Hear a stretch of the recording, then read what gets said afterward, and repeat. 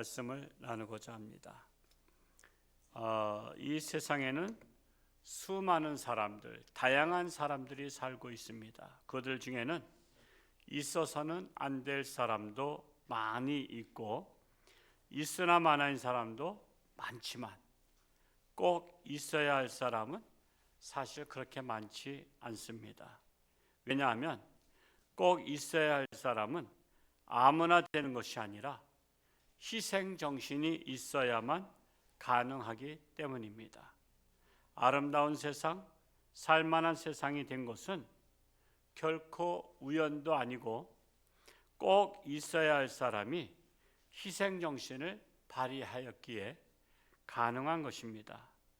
그러나 세상이 점점 좋아질수록 희생 정신을 발휘했던 사람들의 고마움은 잊혀지고 내가 잘나서 누리고 있는 혜택이라고 착각하며 삽니다.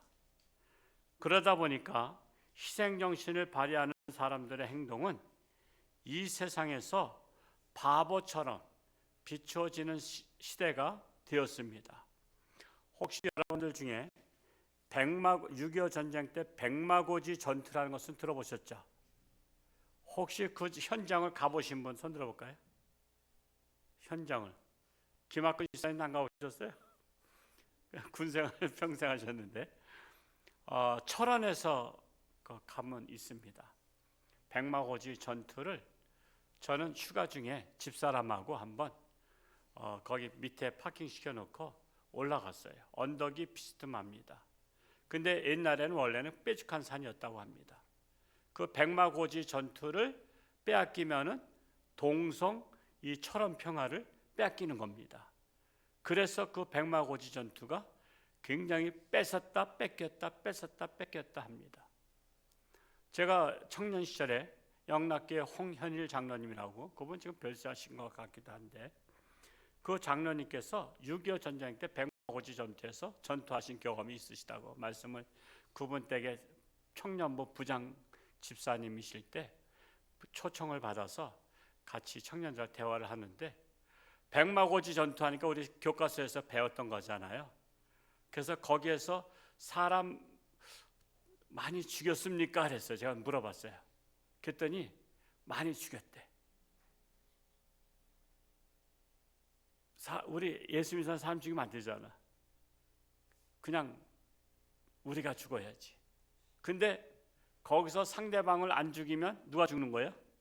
내가 죽는 거야. 그래서 거기서 엄청 많이 싸우고 육탄전도 벌이고 거기에 비가 오고 포탄 떨어지고 그래서 훅이 막 그냥 무릎까지 막 들어갔답니다. 무릎까지 막 들어가는데 근데 밟을 때마다 발바닥에 물컹물컹한 게 밟히는 거야. 그게 뭘까요? 시신들이. 하도 시신들이 거기서 죽었는데 시신을 치울 새도 없이 계속 싸우니까 죽은 사람 밟고 그냥 그 진흙 속에 구덩이 속에 들어가니까 발을 내디딜 때마다 시신을 밟고 싸웠다래. 시신을 밟고. 자, 거기서 그 사람들이 지금은 흔적도 없이 사라졌고요. 이름도 모르고 북한 사람인지 남한 사람인지도 몰라. 근데 그들이 왜 싸웠을까요? 북한 사람은 북한을 위해서 싸웠고 남한 사람은 남한을 지키기 위해 싸웠어요. 그런데 그들이 희생한 것이 오늘날 우리가 잘 살게 된 바탕이 되었다는 사실이에요. 그들의 희생이 없었다면 우리나라가 만약에 뺏겼다면 우리는 김정은 밑에서 정말 고생하면서 살아야 돼. 그래서 우리가 이름도 모르고 빛도 없이 그냥 돌아가신 나라를 위해서 희생정신을 발휘하신 그분들을 누군지는 몰라도 그분들 때문에 내가 잘 먹고 잘 사는 거지 내가 단지 스스로 독립하고 능력이 있어서 잘 먹고 잘 사는 이 세상이 된 것은 아니라는 사실이에요. 그러면 어떻게 해야 돼요? 우리는 그들에 대해서 감사할 수 있어야 돼요. 그래서 집사람하고 가서 묵념했어요. 여기에 이 내가 밟고 있는 이 땅, 이 바닥에 묻히신 많은 분들, 이분들의 희생 때문에 우리가 잘 먹고 잘 살고 있구나라는 것을 생각했어요.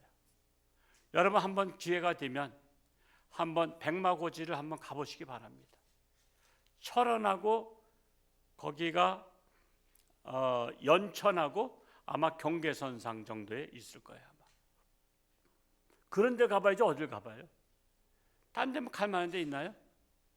정말 역사의 현장을 가보셔야 생각이 깊은 사람이 됩니다.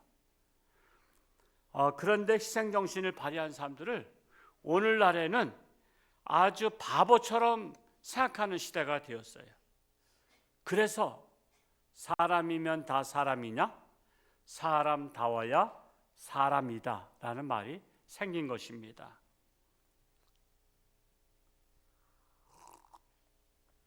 성경에는 희생정신을 발휘한 인물이 많이 나오지만 오늘 그 중에 한 사람 에스더란 여인을 모델로 삼겠습니다. 에스더는 바벨론 왕 느부갓네살 때에 사촌 오라버니 모르드게와 함께 바벨론으로 포로로 끌려간 사람입니다. 그 당시는 어린 나이였고요. 또 에스더의 부모님은 전쟁터에서 다 죽었어요. 어른들은 죽고 이제 청년 모르드게와 이제 어린 아이 소녀 에스더가 끌려갔는데 그들 관계는 사촌 오라버니와 사촌 여동생이에요. 자, 사촌 오라버니와 사촌 여동생이니까 오라버니인 모르드게가 딸처럼 나이 차가 많으니까 딸처럼 양육을 했어요. 책임을 지고. 여러분 옛날에는 사촌, 팔촌까지도 책임지던 시대였죠. 지금은 사촌 간에도 왕래가 안 하는 세상이 됐지만 그 사촌은 그냥 형제입니다. 그래서 모르드게가 에스더를 잘 키웠습니다. 그런데 바벨론 왕 느부갓네살에게는 와스티라는 왕후가 있었어요. 와스티라는 왕후가 있었는데 그녀는 세상에서 제일 이뻐요. 그래서 왕후가 됐어요. 근데 교만했어요. 그래서 왕의 명령 와서 손님들한테 인사를 하라 했는데 안 왔어요. 그래가지고 왕이 민망했어요. 이 왕의 말도 안 듣는 왕후 어떻게 해야 되느냐 했더니 폐위시키라는 거예요. 법이 그러잖아요. 법이. 아무리 왕후라도 왕의 명령을 듣지 않으면 폐위하게 돼 있어요. 그래서 이 폐위시켰습니다. 그래서는 제2의 왕후를 뽑는데 그때 출전한 게 에스더야. 에스더가 출전해가지고 제2의 왕후가 되었어요. 그래서 그는 궁중에서 각종 혜택을 누리면서 살고 있었습니다. 그러던 중 사촌 오빠 모르드게가 바벨론 왕국의 서열 2인 하만에게 밉보이는 사건이 일어나요. 그 내용은 에스더서가 짧으니까 읽어보시면 되고요. 밉보이는 사건이 일어나서 하만이 모르드게를 죽일 계획을 세우는데 모르드게가 포로 출신이고 유대 출신인 것을 알고는 모르드게뿐만 아니라 유대 출신들을 모두 다 죽여버리고자 하는 계획을 세워서 왕에게 이걸 제안합니다. 이들이 쿠데타 일으킬 확률이 많습니다. 그래서 유대인들은 없애야 됩니다 하니까 왕이 그럴듯해서 재가를 합니다. 그래, 모르드게뿐만 아니라 그 유대인들은 모두 없애도 좋다라는 명령을 내립니다. 이때 이제 마음이 급해진 모르드게가 사촌 여동생이면서 왕후인 에스더에게 전가를 보냅니다. 그 왕궁의 마음대로 못 들어가잖아요. 그래서 전가를 보내는데 이런 글을 씁니다. 너는 왕궁에 있으니 모든 유대인 중에 홀로 목숨을 건지리라 생각지 말라. 내가 만일 잠잠하면 유대인은 다른 데로 말미암아 구원을 얻으려니와 너와 네 아버지의 집은 멸망하리라 라고 하면서 내가 왕위의 자리를 얻은 것이 이때를 위함이 아닌지 누가 알겠느냐 이라고 전가를 보냅니다. 이 모르드게의 이 말은 에스더 너 아니어도 하나님은 얼마든지 다른 사람을 통해서도 이스라엘을 구원시킬 수 있는 능력이 있으신 하나님이시다. 그래서 이 말에 정신이 번쩍 차린 에스더 왕비가 편지를 또 보냅니다. 내가 3일을 금식하는데 우리 유대인들 다 3일을 금식하게 하소서. 그리고 내가 왕에게 나아가서 이스라엘 백성을 구해달라고 요청하겠다고 말합니다. 이게 무슨 말이냐면, 아니 왕후가 이 편지 받자마자 들어가서 왕이시여 우리 유대인들을 구원해 주셔서 하면 되는데 그게 아니에요. 법이라는 게 자고로 옛날 고대사에는 황제법이 있는데 황제 주변에 그 거리는 제가 모르겠어요. 예를 들어서 저 우리 예배당 D 정도, D의 정도는 이게 라인이 있어요. 가드라인이 있어요. 거기를 황제가 들어오라고 호를 내리기 전에 그것을 밟는 순간 그는 사형에 처하는 법이 있어요. 그래서 함부로 못 들어와. 왜냐하면 자객들이 들어와서 칼로 황제를 찔러 죽일 수 있는 것이 되니까 아예 몇 메터 안에는 들어오지 못하는 법이 있어요. 근데 여기에는 황제 외에 왕후나 모든 자식이나 아무도 못 들어와. 왕이 들어오라고 해만 들어오는 거야. 근데 이 왕에게는 워낙 나라가 크다 보니까 그냥 뭐 후궁도 많고 첩도 많고 뭐 너무 많은 거야. 그래가지고 그 색시들을 하룻밤씩 자는데도 이거는 몇 달이 걸려. 그래가지고 에스더가 내가 지금 왕한테 불림을 받은 지가 한 달이나 넘었습니다. 그리고 내가 언제 또 불림을 당할지 제가 한 달이 또 기다려야 될지 모릅니다. 이렇게 된 거야. 이렇게 되니까 들어갈 수가 없는 거거든요. 그래서 3일을 금식하고 내가 무조건 가드라인을 밟고 들어가겠다 이거야. 그리고 왕을 만나러 들어가다가 왕이 군사들이 그 비서들 다 있을 거 아니야. 경호원들이 죽이면 나 죽으리라. 이렇게 결단을 하게 되는 거예요. 그러니까 이게 쉬운 게 아니라는 사실을 아셔야 되는 거예요. 그래서 에스더서 4장 16절이 오늘 말씀 같이 다시 한번 읽어 볼까요? 시작. 당신은 가서 수산에 있는 유다인들을 다 모으고 나를 위하여 금식하되 밤낮 3일을 먹지도 말고 마시지도 마소서. 나도 나의 시녀와 더불어 이렇게 금식한 후에 규례를 어기고 왕에게 나아가리니 죽으면 죽으리이다 하니라. 규례를 어기고, 이게 바로 가드라인을 밟고 나가는 것이 규례를 어기는 거예요.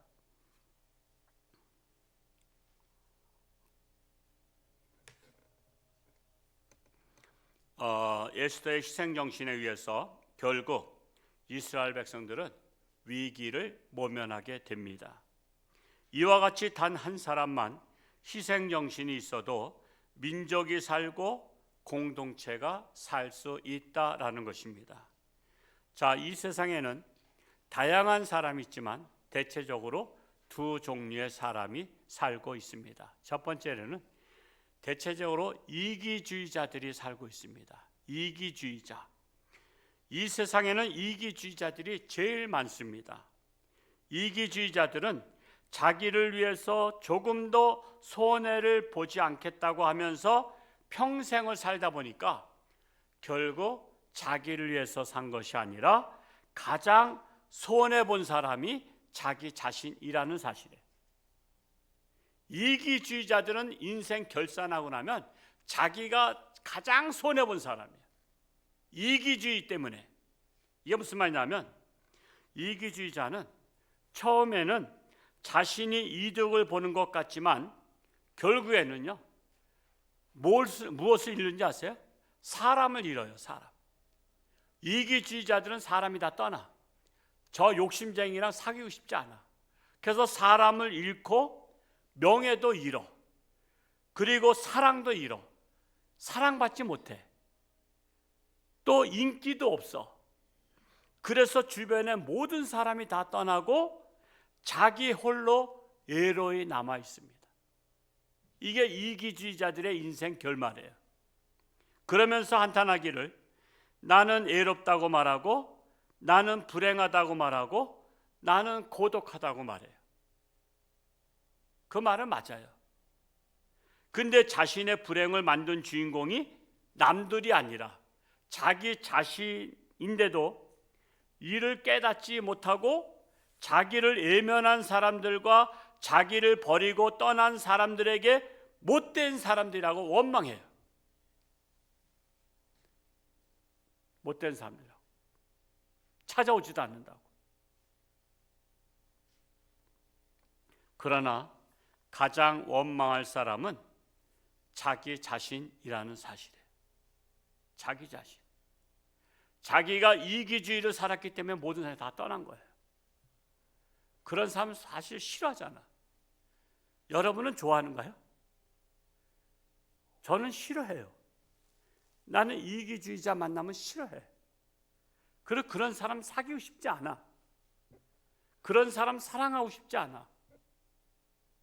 근데 이것은 제 맘만 그럴까요? 여러분도 마찬가지 아니에요? 자기 욕심만 부린 사람, 자기만 이해하는 사람은 결국 모든 사람으로부터 떠나는 거예요. 떠나. 그래서 노년에 그것 때문에 욕심 부려서 돈은 많이 벌었을지 몰라도 여러분 돈도요, 혼자 쓰는 게 재밌어? 사랑하는 사람들과 쓰는 게 재밌어? 커피숍에 갔는데 사랑하는 사람하고 두 잔 같이 마시는 게 좋아? 아니면 나 혼자 가서 두 잔을 마시는 게 좋아? 나 혼자 가서 두 잔 마시고 그러면 시컷 마셔서 좋겠네? 여러분 아니잖아요. 사랑하는 사람들과 같이 가서 나눠 먹을 때 맛있고 재밌고 좋은 거지, 내가 혼자 남의 것까지 5잔을 다 마신다, 이건 결코 좋은 게 아니야. 돈을 내가 쌓아놓고서 나 혼자 쓴다, 사랑하는 사람과 쓸 때 재밌는 거예요. 사랑하는 아내와 남편과 사랑하는 자식과 사랑하는 부모님과 사랑하는 친구와 사랑하는 이웃과 나누며 쓸 때 재밌는 거고 행복하지, 나 혼자 가서 가장 비싼 거 10만 원짜리 혼자 먹으면 그게 맛이냐 말이야. 사랑하는 사람과 5만 원짜리 먹는 게 더 맛있지. 그래서 저는 웬만해서는요, 저는 식당 혼자 가는 일이 없어. 혼자 가는 일이. 아마 혼자 간 일이 별로 없어요. 몇십 년 전에 있었던 것 같은데, 저 혼자는 안 가. 차라리 굶으면 굶었지. 누군가가 같이 먹어야 맛있어. 누군가 같이 먹어야. 제가 결혼식에 한번 혼자 갔었어요. 저 서울의 목사님 다른 교회 다니다 보니까 이제 결혼식 끝나고 그 결혼식장과 식당은 또 다르잖아요. 식당으로 들어갔더니 그래도 내가 혼자 갔지만 밥은 먹어야 될 거 아니야. 점심때가 됐으니까. 근데 식당에서 워낙 손님이 많으니까 들어온 대로도 앉히더라고. 들어온 대로 앉히는데 세 사람이 같은 일행인데 세 사람이 앉으니까 한 자리가 벼. 그 한 자리를 서빙하는 여자가 너 혼자 왔다 했더니 그럼 이 자리에 앉으세요 하고, 그래서 그 자리에 앉았어. 그 자리에 앉아서 밥을 먹는데 이 세 사람들은 오랜만에 만나가지고 뭐 동창인지 뭔지 반갑다고 막 얘기하는데 나는 그들에게 말을 끼어들 수 있어 없어? 끼면 주책이지. 끼면 주책이야. 그리고 또 쳐다보기도 뭐해. 쳐다봤다가 왜 보냐고 또 민망해. 그래서 고개 숙이고 아유, 빨리 먹고 이 자리를 떠나야지. 빨리 먹고 떠나야지. 제일 맛없게 먹은 게 그거예요. 맛없게 먹은 게. 좋아하는 사람들하고 사랑하는 사람과 같이 먹어야 맛있지, 혼자 거기서 이렇게 먹으니까 맛이 없어. 그래서 돈은 혼자 쓸 때 재미있는 게 아니라 사랑하는 사람들하고 같이 쓸 때 재미있는 거예요. 그래서 밥도 사주고 커피도 사주고 선물도 사주고 이렇게 나누면서 사는 사람이 돈은 잃지만 행복을 얻은 거야. 행복을, 사랑을 얻은 거야. 사랑을, 명예를 얻은 거야. 인기가 있는 거야. 그래서 이기주의자는 평생을 살고 봤더니 모든 사람이 다 떠나고 오로지 나 홀로 애롭게 인생을 마감하는 것을 볼 수가 있다는 사실이에요. 그래서 남을 원망하지만 가장 원망할 사람은 자기 자신이라는 사실이에요. 혹시 여러분들도 이기주의로 산다면 결국에는 원망과 후회로 인생을 마감하게 될 것입니다. 두 번째로 이타주의자가 있어요. 이타주의자. 말이 비슷하지만 달라요. 이타주의자. 요한복음 12장 24절을 우리 한번 같이 또 읽어보겠습니다. 시작. 내가 진실로 진실로 내게 이르노니 한 알의 밀이 땅에 떨어져 죽지 아니하면 한 알 그대로 있고 죽으면 많은 열매를 맺느니라. 한 알의 밀알이 땅에 떨어져 죽어야 많은 열매를 맺듯이 이타주의자가 되어야 희생정신을 발휘할 수가 있습니다. 여러분, 우리나라의 단군의 건국 이념이 뭐죠? 홍익인간. 홍익인간. 모든 사람을 이롭게 한다는 말이 홍익인간이잖아요. 모든 사람 이롭게 한다. 그래서 우리나라는 단군이 홍익인간이라는 건국 이념을 잘 세웠어. 그래서 우리나라는 모든 사람을 이롭게 하는 DNA를 갖고 있어. 우리는 아무리 잘 살고 아무리 국방력이 강해도 다른 나라를 해치는 사고가 없어. 우리나라가 저 일본 싫어한다고 해서 우리가 일본보다 막강해진다고 일본을 치겠다는 생각이 있어요, 없어요? 단 1도 없어. 우리가 중국을 친다는 생각이 있어요, 없어요? 없어. 우리가 저 북한을 친다는 생각이 있어요, 없어요? 없어. 우리는 북한은 치려고 해도 우리는 안 쳐. 왜? 우리는 군사 막강하게 하는 것은 북한이 쳐들어오면 막으려고 하는 것이지 우리가 쳐들어가려고 우리가 무기를 만드는 건 아니야. 그리고 또 전쟁 일으킨다면 우리는 반대해. 국민들이 반대해. 저 북한의 국민들도 우리 국민이다. 저들 왜 죽이려고 하느냐. 우린 반대한다고. 그게 참 감사한 거야.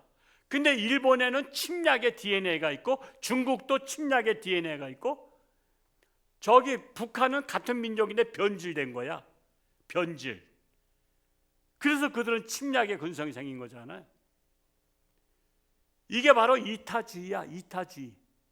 남을 이롭게 하는 거예요. 그래서 이타주의자의 대표가 성경에 나오는 하나님의 아들 예수 그리스도.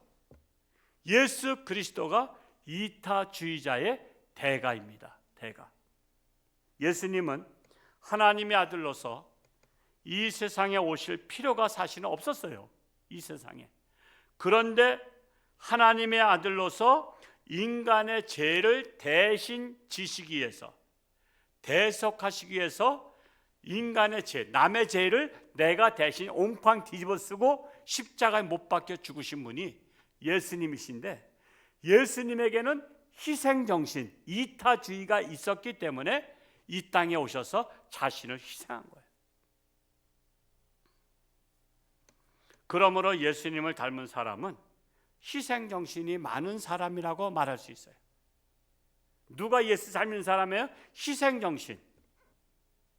남들이 안 할 때 내가 할게. 남들이 싫어하는 건 내가 할게. 여러분, 이게 이타정신이에요.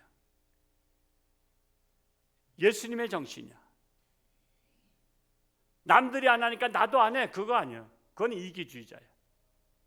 남들이 싫어하면 내가라도 할게. 내가라도 할게.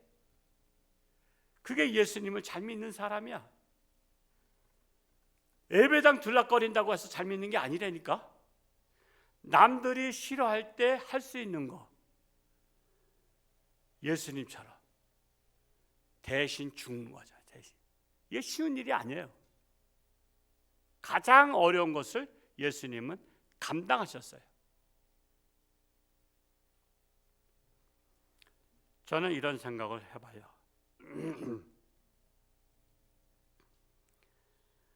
우리 교회 성도님들을 약 200명을 줄 세운다고 하면 가장 희생정신이 강한 사람부터 줄 서시오 그러면 여러분은 200명 중에서 몇 번째 정도 설 것 같아요?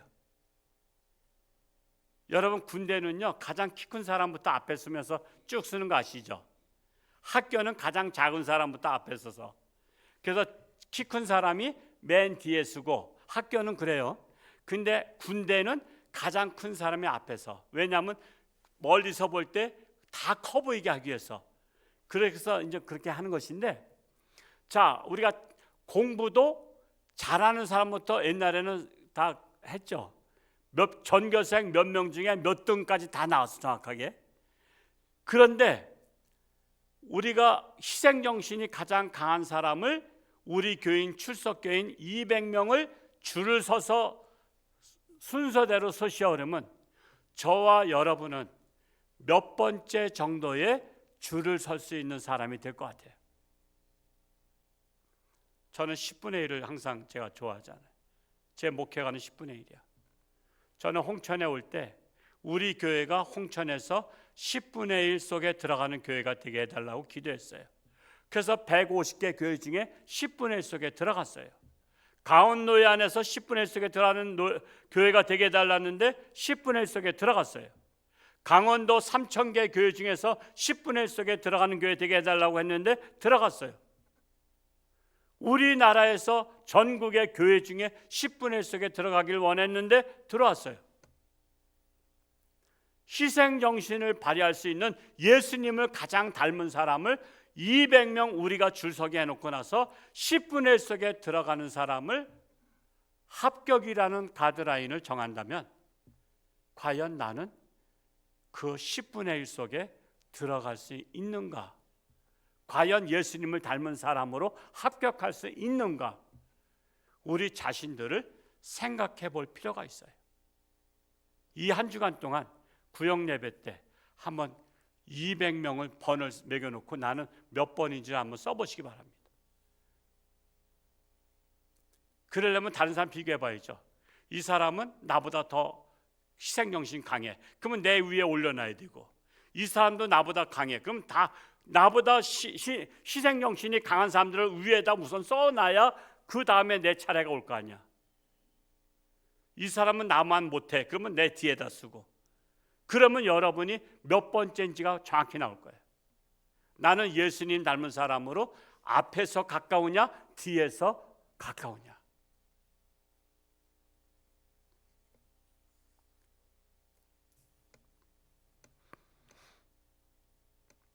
이타주의가 점점 사라지고 이기주의자들만 많은 이 시대에 희생정신을 발휘할 수 있는 사람이 우리 교회에서도 많이 나왔으면 좋겠습니다. 한 알의 밀알만 있어도 온 세상을 덮을 수가 있습니다. 한 사람의 이타주의 정신이 필요합니다. 희생정신을 가진 사람이 바로 저와 여러분이 되시기를 축복합니다. 기도하겠습니다. 사랑하는 아버지 하나님, 이 시대에 희생정신을 발휘한 사람을 찾기가 어렵습니다. 즉 예수님을 닮은 사람 찾기가 어렵습니다. 예수님은 온 인류에 희생을 당하신, 대표로 당하신 예수님 때문에 온 인류가 구원받게 되었습니다. 우리 교회에 예수님 닮은 사람을 찾기 원합니다. 과연 내가 예수님을 닮은 희생정신이 강한 자인지 우리 자신들을 돌아보며 나의 현 주소를 돌아보며 내가 믿음이 좋은 것 같지만 그러나 주님 앞에 부끄럽기 짝이 없는 우리 자신들을 발견해 봅니다.